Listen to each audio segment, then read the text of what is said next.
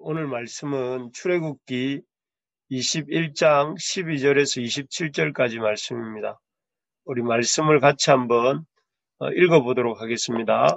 출애굽기 21장 12절에서 27절 말씀입니다.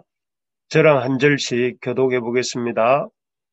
사람을 쳐 죽인 자는 반드시 죽일 것이나 만일 사람이 고의적으로 한 것이 아니라 나 하나님이 사람을 그의 손에 넘긴 것이면 내가 그를 위하여 한 곳을 정하리니 그 사람이 그리로 도망할 것이며 사람이 그의 이웃을 고의로 죽였으면 너는 그를 내 제단에서라도 잡아내려 죽일지니라.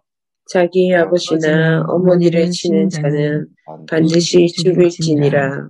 사람을 납치한 자가 그 사람을 팔았든지 자기 수하에 두었든지 그를 반드시 죽일지니라. 자기의 아버지나 어머니를 저주하는 자는 반드시 죽일지니라. 사람이 서로 싸우다가 하나가 돌이나 주먹으로 그의 상대방을 쳤으나 그가 죽지 않고 자리에 누웠다가 지팡이를 짚고 일어나 걸으면 그를 친 자가 형벌을 면하되 그간의 손해를 배상하고 그가 완치하게 할 것이니라. 사람이 매로 그 남종이나 여종을 쳐서 당장에 죽으면 반드시 형벌을 받으려니와 그가 하루나 이틀을 연명하면 형벌을 면하리니 그는 성전의 재산이니라. 사람이 서로 싸우다가 임신한 여인을 쳐서 낙태하게 하였으나 다른 해가 없으면 그 남편의 청구대로 반드시 벌금을 내되 재판정의 판결을 따라낼 것이니라. 그러나 다른 해가 있으면 갚되 생명은 생명으로 눈은 눈으로 이는 이로 손은 손으로 발은 발로 된 것은 된 것으로 상하게 한 것은 상함으로 때린 것은 때림으로 갚을지니라.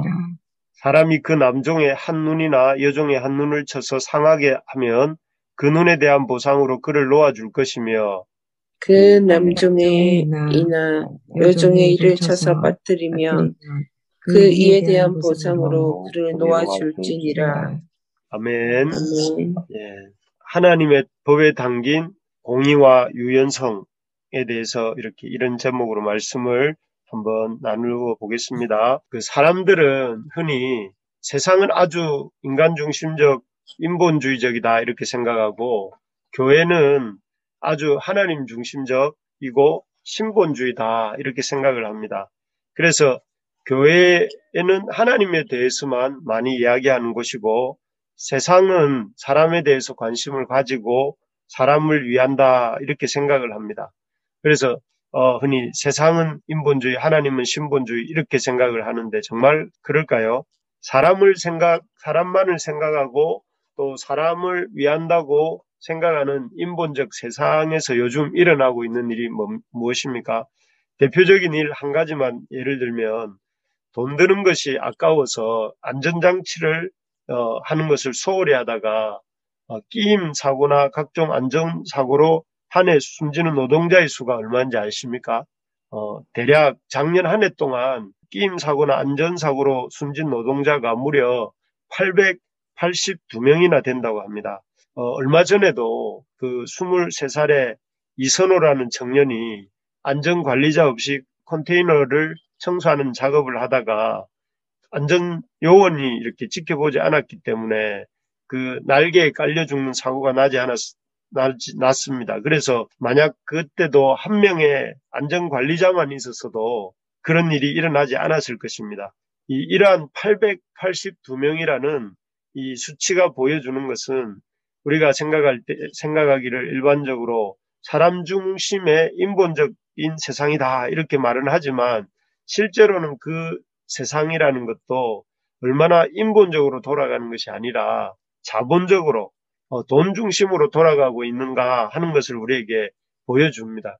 정말 하나의 예이지만 이 세상은 철저하게 자본적이고 또 이렇게 그 어떤 인간 중심적이 아니다 하는 것을 볼 수가 있습니다. 반면 인본주의적이지 않고 신본적이라고 흔히 생각하는 교회는 어떻습니까?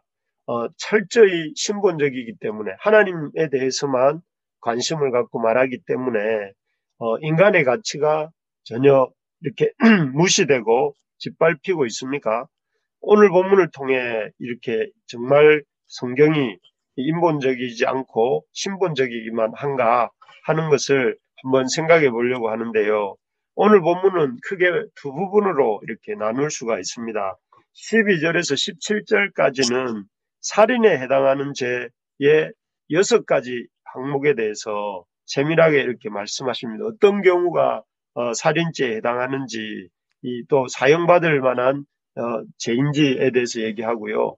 18절에서 27절까지는 이 상해죄, 다른 사람을 상하게 했을 경우에 어떤 벌을 받게 되고 또 어떻게 보상을 해야 될지에 대해서 구체적으로 적고 있습니다. 좀 들어가서 살펴보면요. 12절에서는 사형에 해당하는 죄들에 대해서 쭉 말을 하는데, 이 의도하지 않은 실수로 사람을 죽인 경우에는 도피성이란 제도를 두어서 어떤 형을 이렇게 사형을 면하도록 합니다. 하지만 이 사람을 고의성을 가지고 쳐 죽인 죄에 대해서는 15절부터 13절, 14절부터 반드시 죽일 것을 말씀하면서 거기에 해당하는 죄들이 무엇이 있는지 이렇게 말씀을 하는데, 15절에 보면 그 자기 아비나 어미를 이렇게 친자는 반드시 죽이라고 하시고, 또 그 이어서 나오는 그 16절 또 17절에 보면 그 사람을 납치해서 이 사람을 유괴해서 살인한 자도 반드시 죽이라고 이렇게 말씀하십니다. 그리고 이렇게 이 상해죄에 대해서도 아주 구체적으로 말씀하시는데, 18, 19절에 보면 싸우다가 돌이나 주먹으로 친 경우, 그리고 그 돌이나 주먹으로 쳐서 그 사람이 죽지 않고 드러눕게 되었다, 지팡이를 들고 다니면 형벌을 면제하고 손해는 보상하고 몸은 완전히 낫게 해주라고 이렇게 명을 합니다. 그리고 20절에는 어떤 사람이 종을 때린 경우 당장에 죽으면 형벌을 받지만 하루 이틀 뒤에 일어나면 형벌은 면제된다, 이렇게 말씀합니다. 그리고 22절에 보니까 아이벤 여자를 다치게 한 경우 낙태를 했으나 다치지 않았으면 남편의 요구대로 벌금을 내고, 다른 손해가 있으면 생명은 생명, 눈에는 눈, 이에는 이로 이렇게 보응을 하고, 또 이렇게 돈으로 배상을 할 수 없다고 이렇게 적고 있습니다. 또 뭐 그 이어지는 25절이나 26절에 27절에 보면 상해죄 중에서도 종의 눈을 실명하게 하거나 이를 부러뜨린 경우에는 종을 놓아주라고 하십니다. 제가 이렇게 쭉 이렇게 보았는데, 이 아주 이렇게 살인죄에 해당하는 죄들에 대해서 이렇게 구체적으로 적시하고 또 그 형벌을 어떻게 할 것을 이렇게 보여주고 있고요. 상해죄에 대해서도 길게 다양한 경우에 상해가 일어났을 때 어떻게 이렇게 벌을 주고 어떤 보상을 해야 되는지를 적고 있습니다. 우리 이러한 항목들을 보면서 우리가 그 시대성을 감안해 본다면, 출애굽 시대는 대략 BC 1440년경부터 그 1000년까지를 출애굽 시대라고 보는데, 그 1000년경까지를 출애굽 및 사사시대, 가나안 정복 시대, 사사시대 정도로 보는데, 그 시대와 비슷한 시대를 찾아보면 우리나라의 고조선이라고 하는 이 시대를 볼 수 있습니다. 그때는 기원전 고조선은 2333년에서 이 108년 사이에 존재했던 나라죠. 이 나라에는 이 팔조법금이라고 해서 이 팔조법이 있었는데, 그 팔조법에 대해서 이렇게 조금 살펴보면은 뭐 이 사람을 죽인 경우에는 사형시키라든지 남의 물건을 훔친 자는 죽이라든지 뭐 몇 가지가 있더라고요. 있는데 그것이 불과 8가지의 8조에 해당하는 법이 있었더라고요. 그런데 성경은, 오늘 우리가 본 성경은 그 사형과 상해죄에 대해서만 보더라도 아주 구체적이고 세부적으로 여러 가지 항목으로 나뉘어서 이렇게 설명하고 있는 것을 볼 때에 참으로 이렇게 성경이 이 구체적이고 실제적으로 말씀하고 있다 하는 것을 깨닫게 됩니다. 이렇게 구체적이고 실질적인 어떤 하나님의 말씀을 볼 때 우리가 깨닫게 되는 것은 이렇게 성경이야말로 참으로 인본적이고 사람을 중요하고 가치 있게 생각한다 하는 것을 깨닫게 됩니다.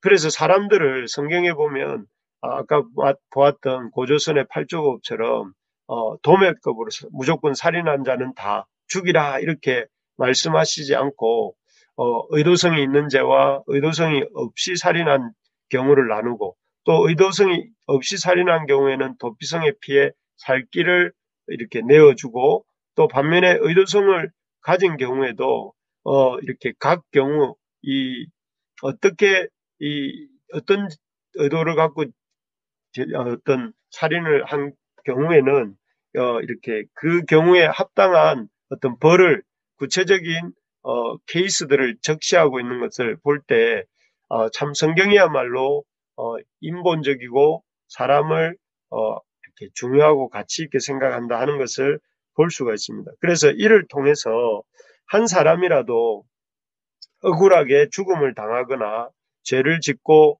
또 이렇게 피해 나가는 경우가 없도록 하기 위해서 이렇게 세부적으로 어떤 율법을 규정하고 있는 것이죠.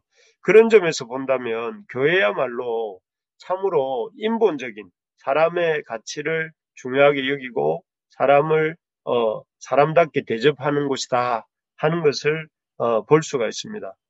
세상 사람들이 말하는 것처럼 세상은 굉장히 사람을 가치 있게 여기고 사람을 대단하게 여기는 것처럼 말하지만 오히려 세상은 철저하게 자본적으로 또 물질 중심적으로 다루지만 성경이야말로 또 하나님이 이시야말로 우리를 아주 인격적으로 다루시고 가치롭게 다루신다 하는 것을 볼 수가 있습니다.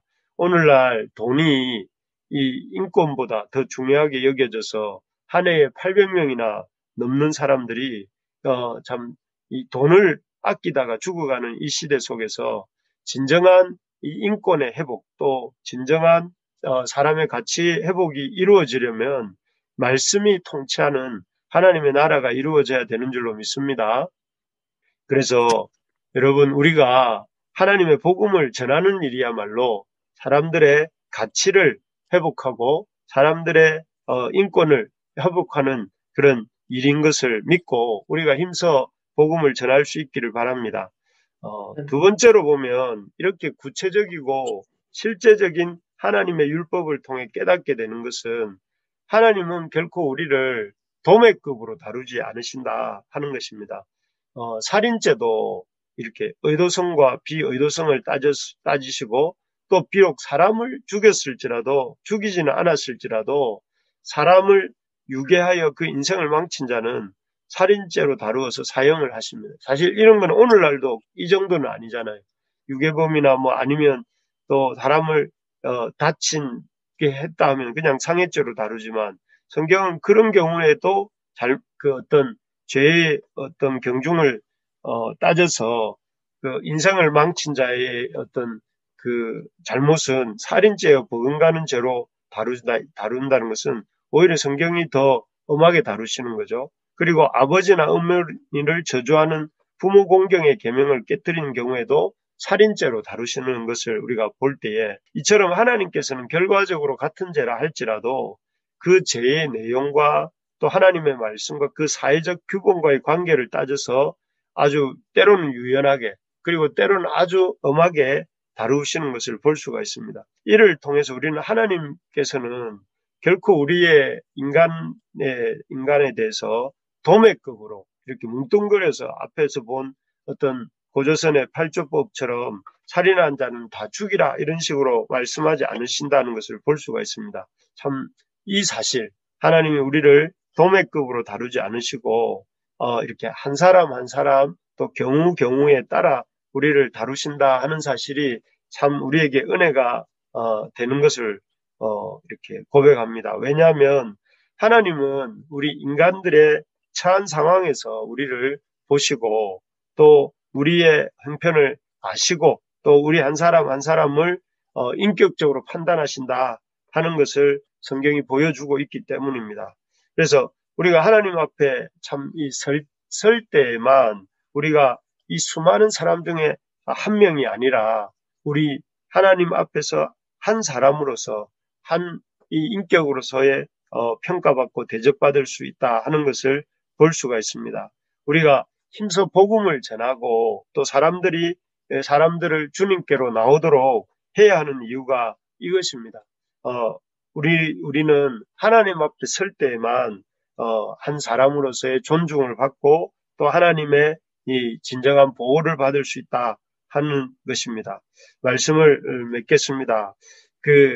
우리 오늘 이 살인죄와 상해죄에 대한 성경의 어떤 출애굽기 말씀을 보면서 오히려 성경이야말로 참으로 인간을 가치롭게 여기고 인간 중심의 인간 중심의 책인 것을 우리에게 말씀해주고 있습니다. 하나님은 그래서 하나님께 나오는 길이야말로 그 길이야말로 사람을 위하는 길이고 또 사람답게 대접을 받는 길일 뿐만 아니라 또 인격적으로 대접받는 길이다 하는 것을 우리에게 보여주시는 것입니다. 그러므로 우리에게 참 우리의 이웃들을 주님께로 나오게 돕는 일이야말로 그 사람이 하나님 앞에 존중받고 또 하나님의 우리를 도매급으로 다루지 않으시는 사랑을 받을 수 있는 길임을 우리가 잘 소개할 수 있는 우리가 되기를 소망합니다.